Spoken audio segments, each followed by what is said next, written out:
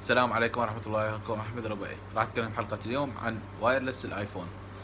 طبعا بالمناسبة شركة أبل ذكرت سابقا بعد إصدار الآيفون 6 طبعا كثير بمشاكل بالوايرلس، واغلبها انه يتصل ويفصل يتصل ويفصل، ونزلت حلقة عن هالشيء. وانا من العالم يعني اللي واجهت هذه المشكلة بالبداية، وواحد يقول لي فرمت الجهاز، واحد يقول لي غير الراوتر الى اخره. هواي اسباب، هي عموما مجرد بعد الدخول على الراوتر خانة النتورك بالوايرلس توافقية او تردد الراوتر تسوي 11 جي اونلي، و يعني تحفظ الاعدادات وراح تنحل المشكله.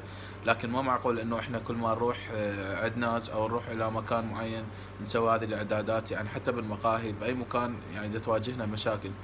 ابل بعدها نزلت الايفون 6 اس على اساس حلت مشاكل الوايرلس.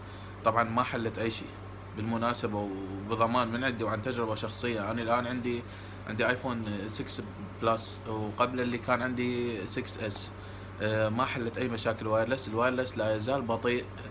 إذا تلاحظون يعني موبايلات البقية اللي خاصة بنظام الأندرويد، السوني أو السامسونج أو كذا، يعني أول شيء مدى الوايرلس يوصل أبعد بكثير وأسرع بكل شيء، بالأبل ستور أسرع يعني بالتحميل اسرع، باليوتيوب بكل شيء اسرع. المفروض شركة ابل تنتبه لهالشيء. واكو عالم يعني يقول لك انه الايفون يحتاج الى انترنت سريع. لا، هذه المعلومة خطأ.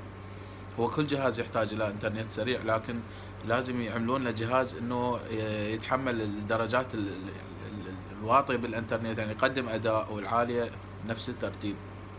فما حلوا شيء.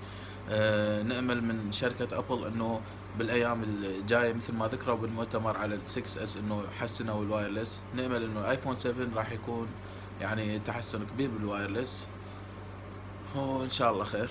أي استفسار أنا حاضر. أخوكم أحمد الربيعي. تابعوني على قناتي على اليوتيوب المحترف العراق أحمد الربيعي، وعلى الفيسبوك صفحتي المحترف العراق أحمد الربيعي. ودمتم في أمان الله.